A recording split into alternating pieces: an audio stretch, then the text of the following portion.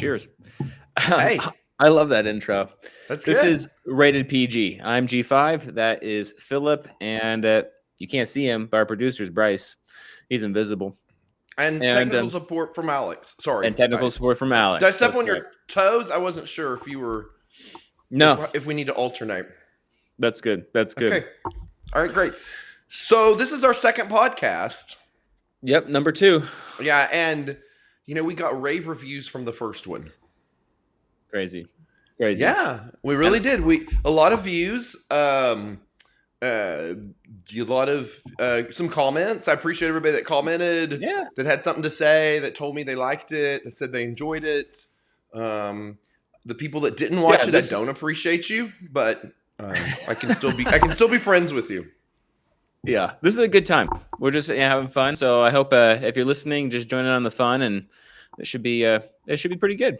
Yeah. Yeah. So our goal is to discuss entertainment things and then interview people, people of note or not of note, but just to get to know people and things along those lines. So that's what we're doing here. So we love if you want to join in, and maybe you might be on the show one day too.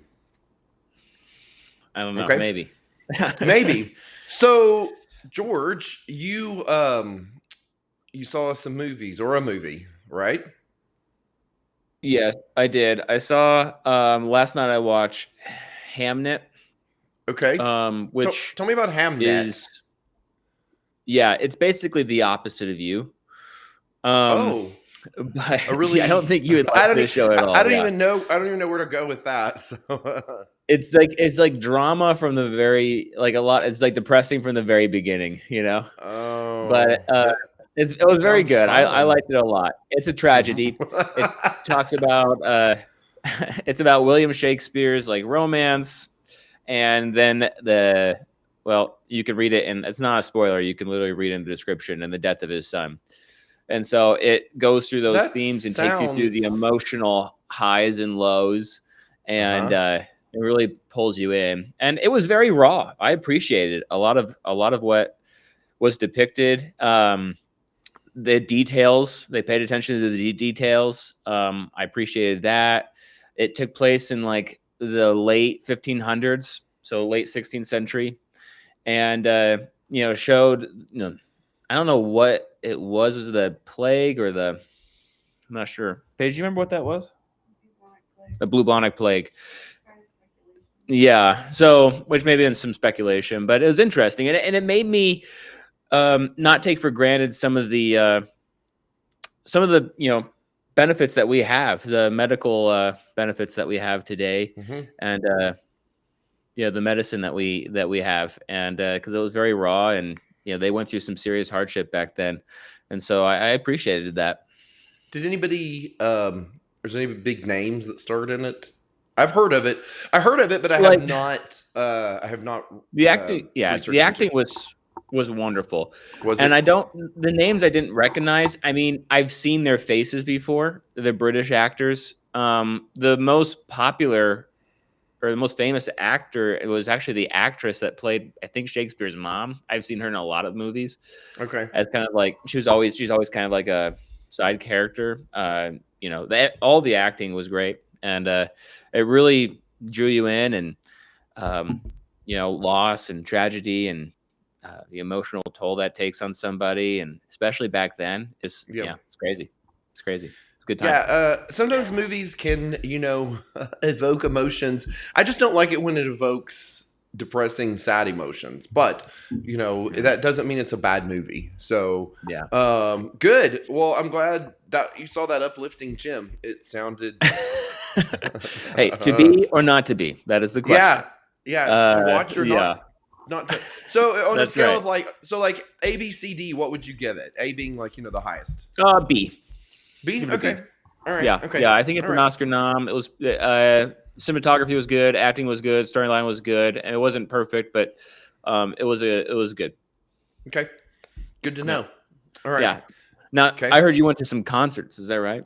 I did. Yeah. So concerts is where we blow our money sometimes, and we actually went to Las Vegas for a few days. and we saw Def Leppard there, and they are doing like a residency Wow. there. Yeah, and it Wow. was really. I mean, I have to say, it was really more Jennifer, my wife's pick. But it was awesome. I mean, from start to finish, it was like really fast. Yeah, it was fast paced. They had so the thing I'm big into in concerts. Well, not all concerts, but I like it when they have special effects, and it's like like good sets, sound. There's a place at Caesar's Palace that's really big, and it just really, lends itself to a lot of like big concert stuff, and it was really good. Cool. Like lasers and changing of sets and stuff, and they just kept it really fast paced. It was really good, and they did a lot of the hits. Yeah, what are some of their songs? I hope Rocket, yeah, do you know that one? And Armageddon It, and then you probably know Pour Some Sugar on Me. Yes, okay, I know that one. In the Name of Love. Yeah. That's not the band that had like the drummer with the one arm for a little bit. Yeah, one arm. He still has one arm. Oh, he's still there. Okay, great. Yeah, that was him. But yeah. Okay. And I know my facts. You do. And so he knew. Like I said, it was more Jennifer's thing, I guess, that she knew. I knew a lot of their songs, or some of their songs, but it was really good. I mean, I can appreciate it was just enjoyable. It was super entertaining, and the crowd was real into it, and that was a lot of fun. And for old people, age, right? Yeah, I was gonna say they're in the 70s. So for old people, they were like rocking out. I mean, really.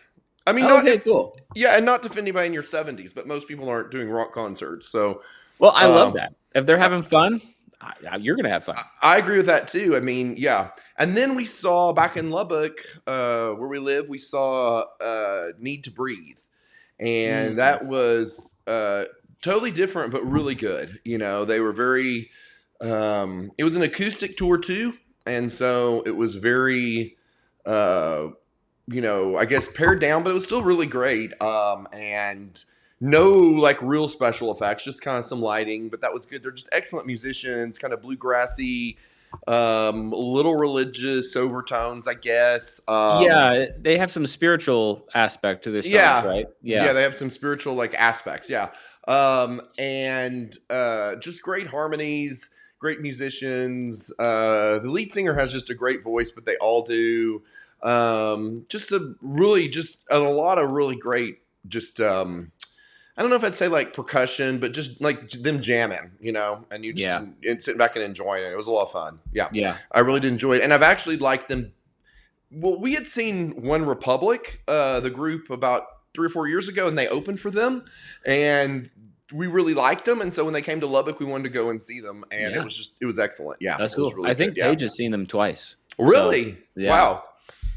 It was really good. So, it was a great, great show. I enjoyed it. Yeah, it was really good. Yeah. And I have a lot of appreciation for really like just great musicians, they, maybe aren't like super flashy, but just great musicians. And it was really good. So yeah. Anything else exciting happening since we last taped? I don't know. Trying to think of some of the movies, shows I've been watching. Nothing crazy. That was pretty much it. Everything else, some of the shows that I mentioned at the last episode, I've only been continuing to watch, and they're just not finished yet. So okay. But back to the British. I think we had a little bit of a British mystery theme last time because I mentioned Midsummer Murders. I called it Midsummer Mysteries. It's really Midsummer Murders. I was nervous on my first podcast, so I said wrong stuff. Yeah. So anyway, it's Midsummer Murders. But so we also, I don't know if you're familiar with, Agatha Christie was she's a novelist or was. Yes. She wrote a book called The Seven Dials Mystery. Well, they made a movie out of it on, I guess, Netflix, and we watched it, and it was. Jennifer had read the book. I had read the book way in the past. And I didn't remember it. It was a little disappointing. She said they changed the ending.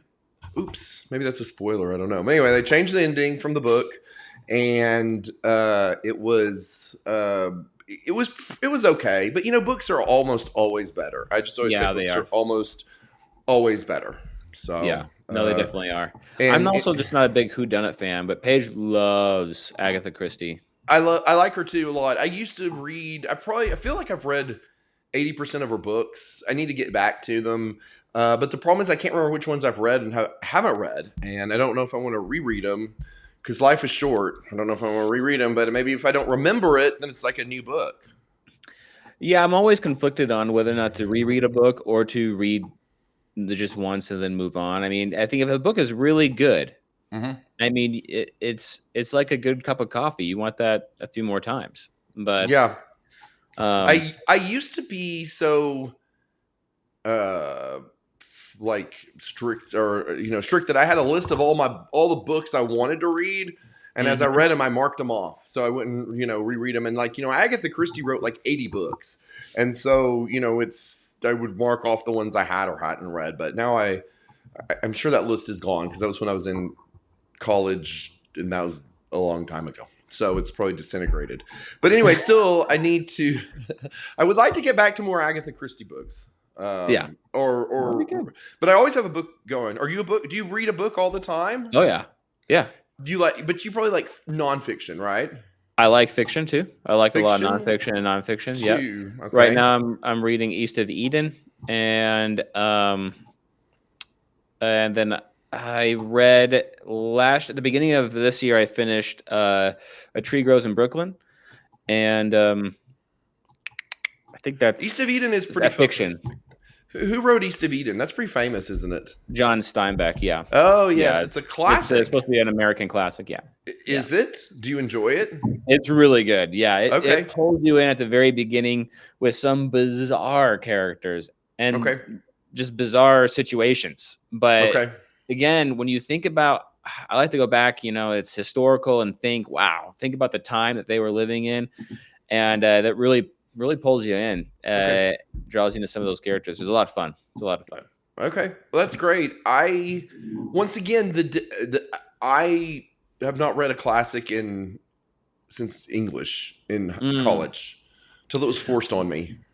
Well, hey, you should read that. You should read some of the classics, although they're not always easy. They are sometimes hard. This is like, not too much of a classic. It's not like The Count of Monte Cristo or something like that. Well, speaking of The Count of Monte Cristo, my wife Jennifer's watching that right now on, I think, PBS. They made a movie out of it.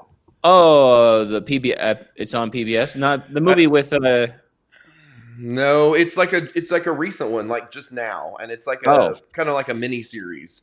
But she's watching it. I think it has Jeremy Irons in it, and anyway, she was so excited for that. And so she's watching that. Maybe we need her on to review that next time. Give her a review of the Count of Monte Cristo. That's one of my favorite movies, but I'm talking about the early 2000s version. Okay, yeah. She's seen that one too. Yeah, that's one of my faves. I thought it was about a guy that made a sandwich, so I didn't know it was any different.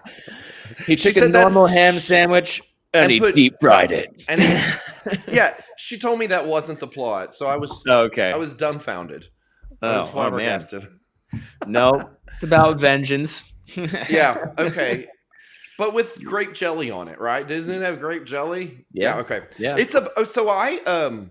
I read too. Right now I'm reading a book.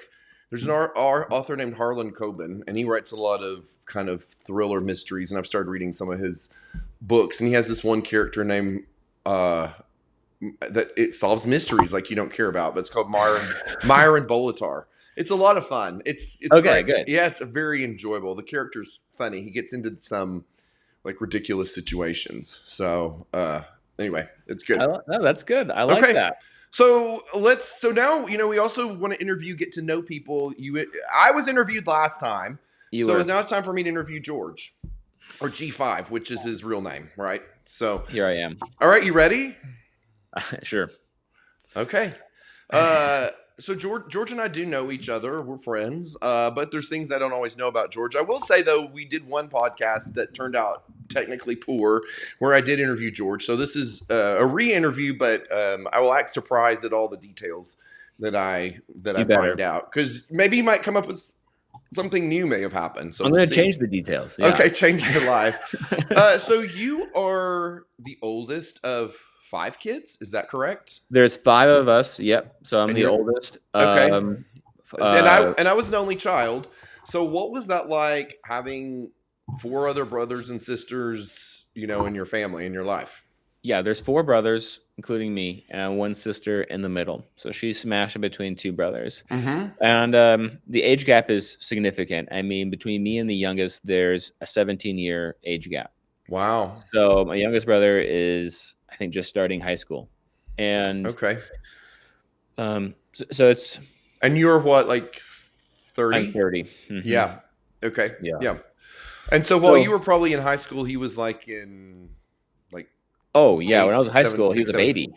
Okay. All right. Know? Yeah, and that was kind of a thing. What was that like? It was kind of being like another. I mean, you're not a parent, but you're helping a lot with, like, you know, the changing of the diapers and just feeding the baby and did you taking ever care of the resent baby. I got tired and burnt out after the 3rd kid, but Mm-hmm. and so I told Paige when I first married her, like, let's just wait to have children till much later, and but then that didn't happen. So I'm still waiting to be done with changing diapers. It's still changing. Yeah. still happening. But I loved it. Yeah. You know, I love all my siblings, and even though they're younger, I can't wait for them to, you know, as they get older and they become adults, we can hang out as adults. I think that's fun. And Yeah. I just try to be a good example. And I know in high school I wasn't always the best example when they were really young. So Yeah. if I can do a better job now, that's the idea. Yeah. Yeah. Well, I mean, I've heard, I don't know from experience, but I've heard sometimes when there's younger kids, the older ones don't like being the babysitter, or maybe, you know, that was, you know, I don't know if I'd say resent it, but, you know, that wasn't their choice or whatever. And so I was just kind of curious, you know, but I guess it also teaches you life skills, you know, adult skills. And if that's the situation where it has to be, then that's how it has to be. Yeah, I think when I had my own kids, I think it helped me be maybe a better dad. So you probably were a lot more selfless instead of selfish than maybe some first dads, I would imagine. It did mature me a bit more, or at least quicker. Yeah, that's for sure. And y'all moved around some, is that correct? Quite a bit, yeah. Where all did you live? So both my parents were in the military, and then they got out, and my father went in law enforcement, and then into just the federal law enforcement. And to move up, you got to move around. So I was born in Wyoming, and then we moved to South Dakota, where my mom's family is, and stayed there for, I think, about 10 years. That was great. It was super great, and it's very similar to here, except it's colder, and but, you know, cowboys and cattle and all of that, very similar to West Texas life. In that sense. Yeah. And then we made a huge change, and we moved to New York, and that's where my dad grew up and where his family's all from, which was also great. It was just a completely different experience. You did not live in New York City, right? No, to clarify, not NYC, but the upstate area, Albany, Troy, Schenectady, Scotia, that area. Okay. And stayed there for about, I think it was about 5 years or so. Also great, also very informative. And it's beautiful up there. I do miss it during the fall. Yeah. But it's a very unique experience, completely different culture. Then we moved to West Texas. At first it was Amarillo, and then I've just then slowly worked my way down the panhandle from West Texas to Amarillo to Happy, Texas. You can see my Happy, Texas mug. It's kind of messed up. And then now Lubbock, Texas. And we've been here a long time. So what was it like moving from like state to state? I mean, so from South Dakota, right, to New York. What was that like? I mean, that's a big shift. Yeah. So as a kid, there's pros and there's cons. Like, some of the pros is you get to see new landscapes, which is cool. You get to realize there's a world that's way bigger than you expect. That's, you know, outside your small little town. There's people that are different, cultures that are different. They have different tendencies. You know, in New York, people are loud and they're boisterous. which isn't a bad thing, but you end up realizing it's a good thing too in some ways. Just different. It's just different. It's just different. It's a bit faster. But then, as a kid, it's really hard because at first, I had some really close friends, and then as you move more, you lose more friends. And so it's hard to build close friendships and relationships that way. And I got used to kind of just quickly making friends and leaving friends. I don't know. Did you find that you ever got to the point where you were just didn't even want to make friends, or you just wanted to kind of I was never the one to initiate that friendship, which lended itself to attracting not great friends. And I think when you're not settled in a place sometimes, and you're just moving very quickly, you make quick, fast friends, and those friends don't often end up being great friends, which can be a bad influence at times. But my parents were great influences, and so I appreciate them for that. That helps a ton. Yeah, they were great. Went to church, and it was good. And then when I moved to West Texas, you're moving into the Bible Belt, which is again then a completely different experience. It's a bit more conservative in a lot of ways. It's again slower pace. Out in West Texas, it's just farms and cattle, and the people though are so kind. And again, everything comes with its pros and its cons. You just got to weigh it out and be grateful for the pros and live with the cons. And you were a mix of homeschooled and public school, right? Yeah. So I was public schooled through, half of grade school. When we moved to New York, I was public schooled there for a little bit. And then my mom decided that, the school system there is probably just not the best environment. And so she pulled me out and we started homeschooling, and I finished grade school the rest of the way from 6 to 12. In homeschool. Mm-hmm. Yeah. Homeschool. Do you have any takeaways from either of those situations, or? Yeah, it does give me a unique advantage. And a lot of people right now, especially after COVID, there's this public school or homeschool, and people, gather, they have these opinions. And since it's their opinions, they take it, they're sensitive about it. They take it personally. Mm-hmm. And, you're wrong, I'm right. And there can be some conflict. I don't want any of that. And I think experiencing both has helped me realize that there's pros and there's cons to both. Again, you got to know your family, you got to know your situation, you got to know your child, and the environment, and then make the best decision. I think my parents did that, and I appreciate them for that. That's great. Well, when you're talking about raising your children, people can get very sensitive about that. Me included. You don't want someone, telling you what you're doing is wrong. So I think it's really important that, the decisions if you make a decision, everybody should be trying to just raise their child in the best way that they can. Yes. And the capabilities that they can. So, and there are pros and cons about both, for sure. So, and, I think growing up in a bunch of different places, mm-hmm. being public schooled, being homeschooled, going to a bunch of different churches throughout my childhood helped me see a bunch of different perspectives, a bunch of different ways that things can be done, mm-hmm. That aren't all bad and aren't all good. Mm-hmm. And it instilled in me this desire for just a balance. There has to be some sort of balance, right? It has to be something in between, and just this idea of like, what I want most is this consistency in life. Mm-hmm. I desire consistency in the way I think, consistency in my decisions, consistency in how I act. And that's probably what has affected me the most. That's great. Yeah, that's great.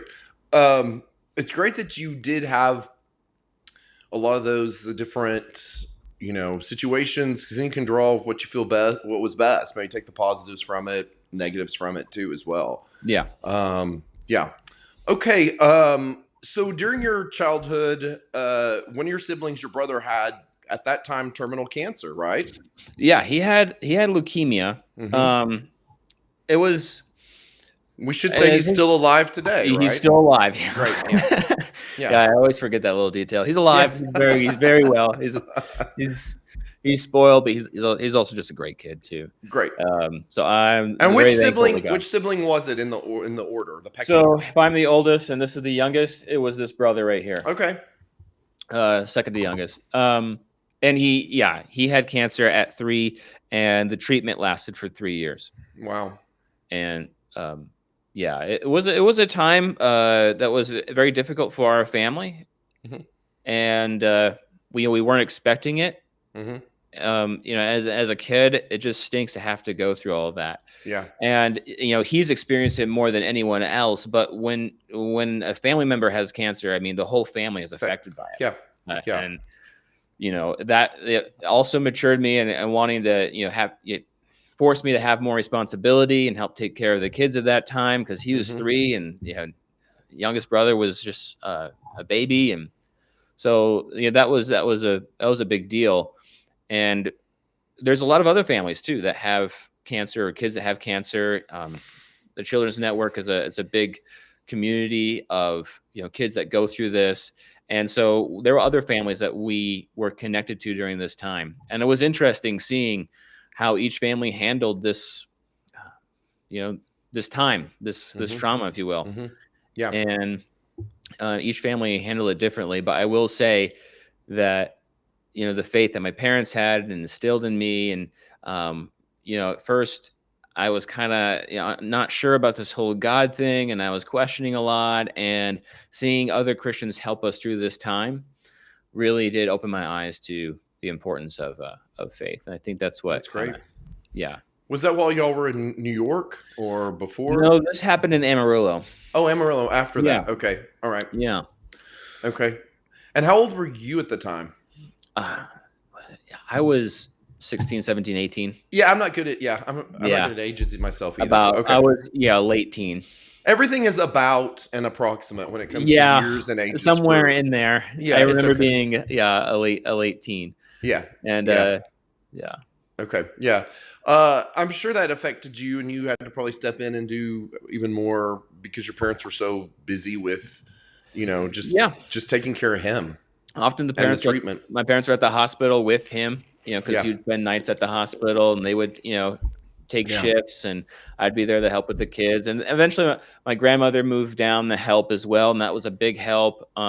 So, all the family just banded together, and we were able to tackle that with, of course, with God's help. Yeah. Because, some of the kids didn't make it through, and I'm very grateful that Caleb did. Yeah. Yeah. That's wonderful. Okay. So the timeline, so you moved from New York to West Texas. You moved to, if someone's not from Texas and they're watching, Amarillo, which is further north in the Panhandle. And then between Amarillo and Lubbock, which is where we live now, is a little tiny dot of a town called Happy. Like literally a dot, right? Wouldn't you say that? Yeah. So what on earth brought your family to Happy? I mean, there's nothing wrong with Happy, but if you cough or blink, you would miss it driving through. That's just, you would. That's a fact. Yeah. But there's I know the weird thing is I know a ton of people from Happy, which, it's for such a tiny town. But anyway, go ahead. What brought you? It's a tiny town. It has a huge influence. There's only a few hundred people in that town. Is it that? There's also a great church in that town. That's great. Yeah. When my grandmother moved down from South Dakota, she just was like snowbirding. So she spent 6 months to help us while my brother had cancer. So they bought a house, and they were able to afford a house and get a house just 30 minutes south of Amarillo, and that was in Happy, Texas. She started going to the church there, and when they heard about our family situation, that's what I was talking about. They would, send us food, and they didn't even know us that well. They would fill up a freezer for us, and they would make the trek to Amarillo and really show us, Christ's love, and that made an impact on us. And so when he was cancer free, 3 years later, we decided. My parents decided, let's just move to Happy, and that's what we did. We were able to find a house there, and we moved to Happy. And I only spent 1 year in Happy before I met my wife and moved to Lubbock. Yeah, and that's really so. When you started coming to Lubbock is when your life changed because that's when you met me. That's when I met So you. yeah, that's when really started to pick up, right? It's Finally. yeah. That's not true. So you came to visit for like some, I guess, things that we would have at our congregation, youth type things. Yeah. And you were a youth, and I was old, like I still am, or older. Really, we didn't really Always talk. jacked. That's right. Thank you. I mean, we didn't really talk a whole lot then, but I do remember you. And then, so you did meet your wife, right? Your current wife. Yeah, I went down for a few events, and then I met Paige at one of the events you forgot at Milwaukee Ave Church of Christ, where I preach. So I was a member there first, and that's where I met Paige, and it was great. Yep. We got engaged and then married, as they normally do. Yeah. Well, you didn't get married and then get engaged. No. Oh, okay. Yeah. Well, so I do remember remember you that you didn't look like somebody that looked like from Happy, because Happy is like, if for people not here, it's like a West Texas, I don't want to say ag because that's probably, but it's like, farming. Yeah. Everybody's a bunch of cowboys. There's a bunch of cowboys down here. Most of the people I know from there, would have on jeans and boots and kind of a Western shirt or have that kind of flair. But George was not that. And that's, I'm really not that. Don't tell them what I was wearing the first time you saw me. You looked good. I thought this guy has some fashion ideas. He has some fashion sense. I always appreciate people that want to wear something, either different or wear what they like or wear how they look. But I remember you had a vest on. Yeah. Yeah. Did you have a hat? I may have had a fedora. Or did I make up like that. Did I make up the hat? I thought it was cool. I just remember you very homeschooled of me. I just remember you look good. I didn't think anything. I just thought you don't look like somebody from a tiny West Texas town. Turns out you weren't really from there. Like you weren't birthed there. I will say, moving from place to place, the nation. Yeah, it did give me sometimes an identity crisis in fashion, and like I don't know. And so I've always been kind of aware of what I want to wear, and I've always been, just kind of I appreciate something that looks nice. And I'm not saying the West Texas garb doesn't look nice. It does look nice, but I'm not a cowboy, and trying to fit into that just wasn't my thing. So coming from New York, I always had a hard time fitting in with the cowboy boots or the boat boots and the hat and the mullet. It just wasn't my thing. So I always kind of stood out as that city slicker, but I don't know. So one more fashion note, and we'll get on to the rest of your life. But at the Need to Breathe concert, a lot of guys, and I don't know what they're called. I guess I should look. A lot of guys had on these kind of straight brimmed hats. Have you seen those? Yeah. And the lead singer does. It just goes. What is that? Do you know what that's called?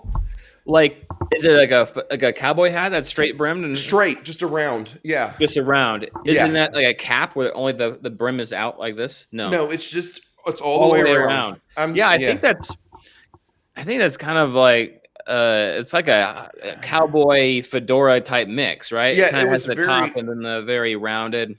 Yeah, it was really cool. Like a lot of the, several of the guys had them on, even some of the women, and the lead singer always wears one. So I guess that's kind of very their hipster. trademark. Probably has a feather in there too.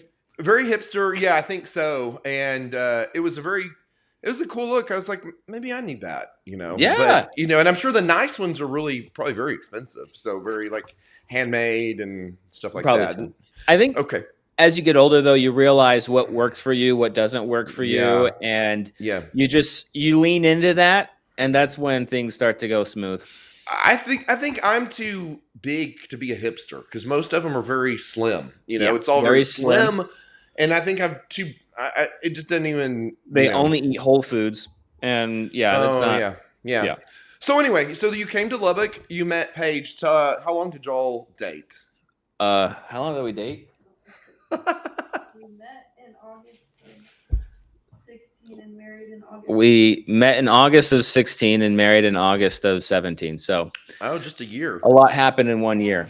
Well, so I have to tell you, after the last podcast, Jennifer, my wife, finally listened to it. It took her a full 2 weeks to listen to it. So does that tell you how she was clamoring for it? But anyway, she listened to it, and then she said everything was good, but we really were engaged 6 months, not 3 months. And I just said, well, I'm sorry, it's all. You're like, it was so fun, it felt like 3 months. Yeah, it's just all approximate.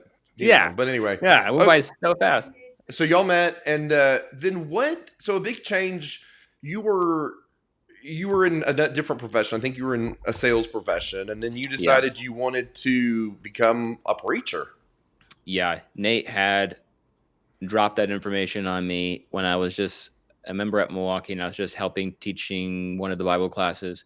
And he asked me a few times, and I said nah. And then him and John asked me during one of the Christmas parties, to be in your old house. And it was during a time where I was kind of looking for another job, and God just said, you can go that way or you can go this way, and it's actually the better option.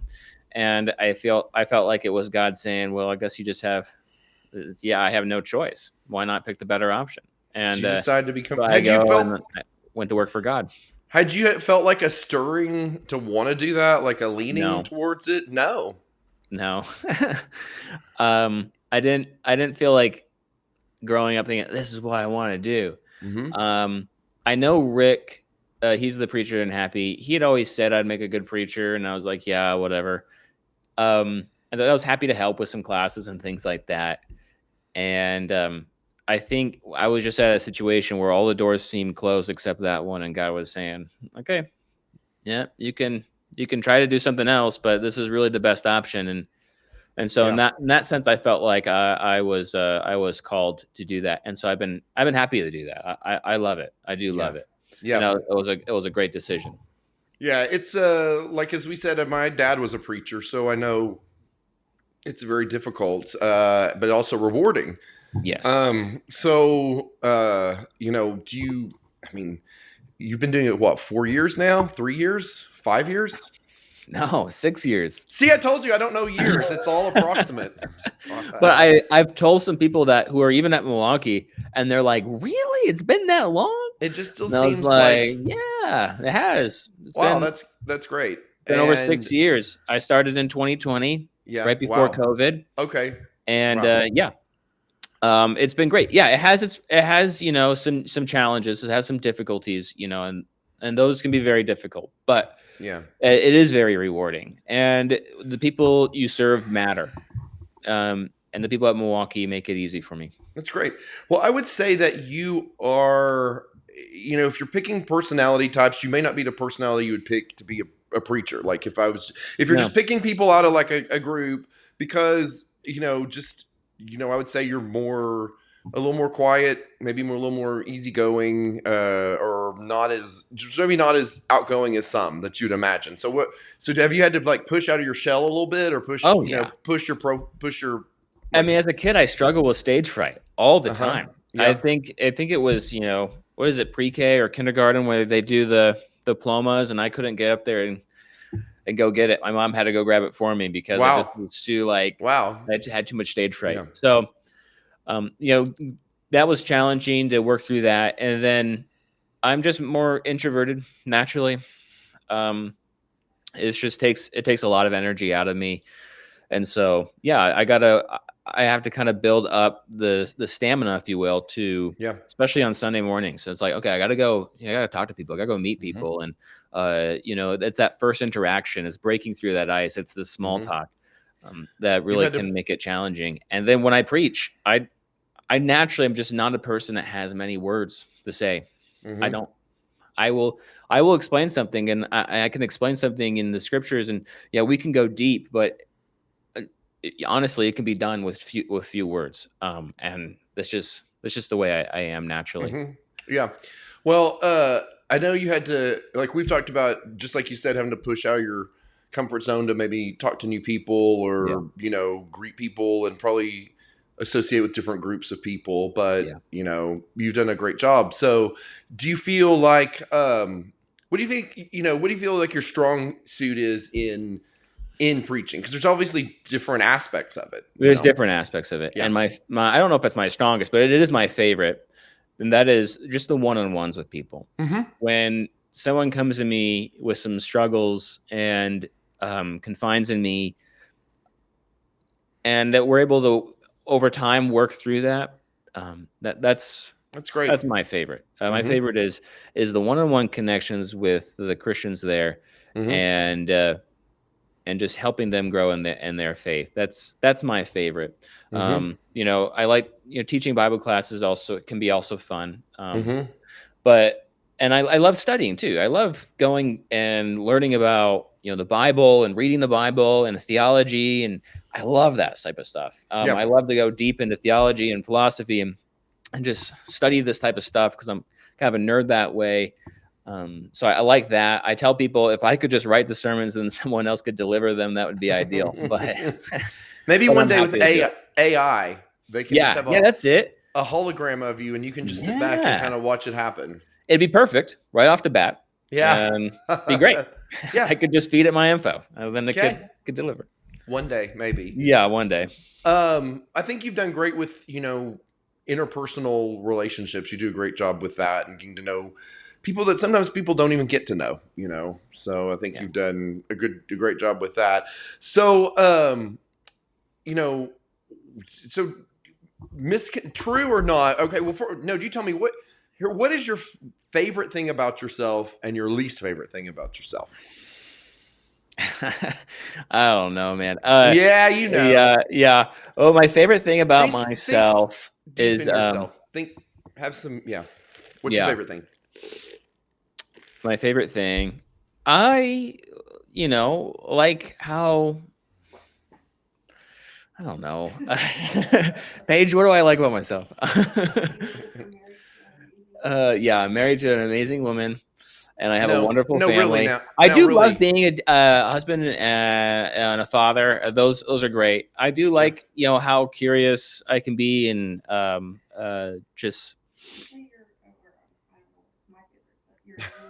How about Paige says I'm a good listener. That's what she likes about me. Yeah, I'll agree with that too. What do you think? What's your least favorite? Sometimes it's easier to pick out least favorite things. What's your least favorite thing?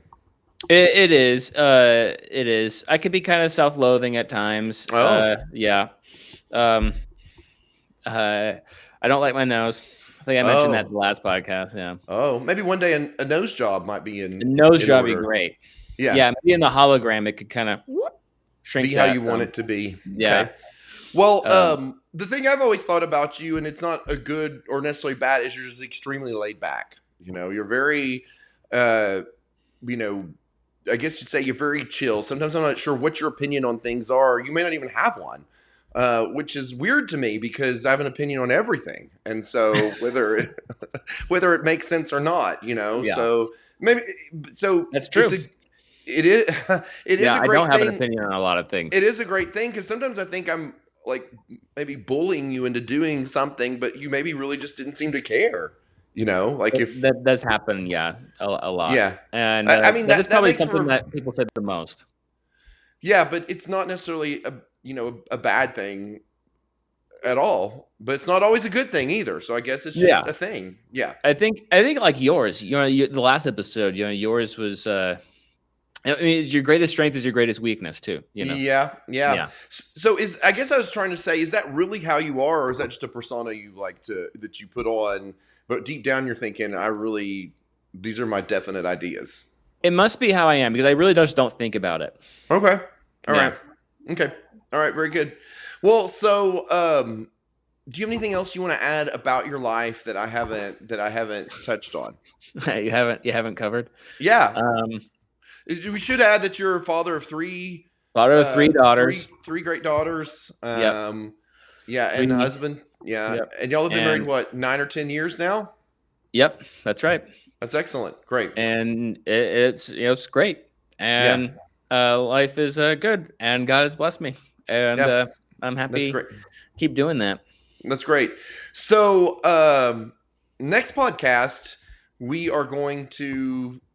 have somebody different, new to interview. I have a few ideas, but if anybody has any ideas or show ideas, send us a message, something you'd like to see, something you'd like us to talk about. We're going to throw in about 15, 20 minutes of, or 10 to 15 minutes of us chatting. And so if there's something they specifically someone wants or has a question for us, we can do that. So we appreciate everybody's interest. We're just doing this for fun and our self-glory and world fame. That's right. Yeah. So just join us on that fun. And this is just a podcast. You have a good time. That's exactly right. You want to close us out with anything, George? No, but with that, I hope you have a good day. Peace. See y'all.